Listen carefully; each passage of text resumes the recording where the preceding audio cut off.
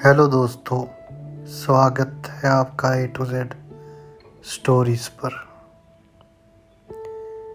एक सम्राट लौटता था अपने घर।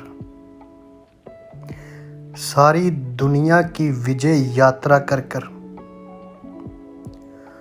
उसकी 100 रानियां थी।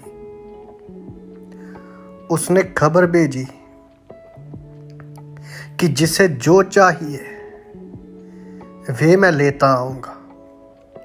किसी ने कहा कोहिनूर का हीरा लेते आना, और किसी ने कहा स्वर्ण आभूषण लेते आना, और किसी ने कहा कि साड़ियां लेते आना, और किसी ने कुछ। लेकिन सबसे छोटी रानी ने कहा, मेरे मालिक, तुम वापस आ रहे हो और मुझे क्या चाहिए, बस तुम आ जाओ सकुशल। सब मिल गया। सम्राट सबके लिए भेंटें लाया। 99 रानियों को तो भेंटें दे दी और छोटी रानी को गले लगा लिया और कहा, तूने सबको हरा दिया, तूने मुझे ही पा लिया, और मुझे पा लिया तो मेरी सारी मालकियत तेरी हो गई। तू होशियार है। ये जो 99 मेरी रानियां हैं बड़ी होशियार दिखाई पड़ती, किंतु बड़ी नासमझ निकली। ये दुनिया बड़ी अद्भुत है, इसका गणित बहुत अद्भुत है। यहां जो समझदार साबित होने चाहिए वो समझदार साबित नहीं होते, वो बड़े नासमझ सिद्ध होते हैं। और यहाँ नासमझ जो होते हैं वो समझदार सिद्ध हो जाते हैं। इसीलिए तो फकीर कहते हैं कि मूर्ख के हम मित्र हैं, चतुर के हम दास। फकीर ने यही तो कहा।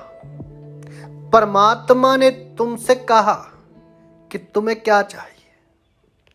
तुमने धन, दौलत, शोहरत, ऐश्वर्य और जो भी चाहिए था मांग लिया। उसने देना है, वो दयालु है, वो देने के लिए है। तुम्हारी प्रार्थना में दम होना चाहिए, तुम्हें मिलेगा। किंतु जिसने परमात्मा से परमात्मा को मांग लिया, गुरु से गुरु को मांग लिया, तो सब कुछ ही उसका हो गया। दाता से दाता को मांग लिया तो फिर दाता से दात मांगने की जरूरत नहीं रहती। दातें खुद ब खुद मिलती जाती है। बस इतना ही खेल है। वो पूछता है, जरूर पूछता है, किंतु हम ही चूक जाते हैं। जब पूछे क्या चाहिए तो बोलना तुम चाहिए। जब पूछे क्या चाहिए, पहले तो उस तक पहुंचना मुश्किल, किंतु अगर कोई पहुंच जाए तो मांगेगा वही कूड़ा करकट। किंतु जब हीरे से हीरा ही मांग लिया कि तुम ही मेरे प्रभु, हीरे बनाने वाला ही तुम्हारा, तो हीरे जवाहरात तो तुम्हारे पास ही है। वो कौन सा भागे चले जा रहे हैं। यदि आपको हमारी ये कहानी, ये वाकयात अच्छी लगी तो आप हमें सब्सक्राइब कीजिए, शेयर कीजिए, लाइक कीजिए। आप सबके भीतर बसे उस परमात्मा को मेरा प्रणाम। आप सबका धन्यवाद।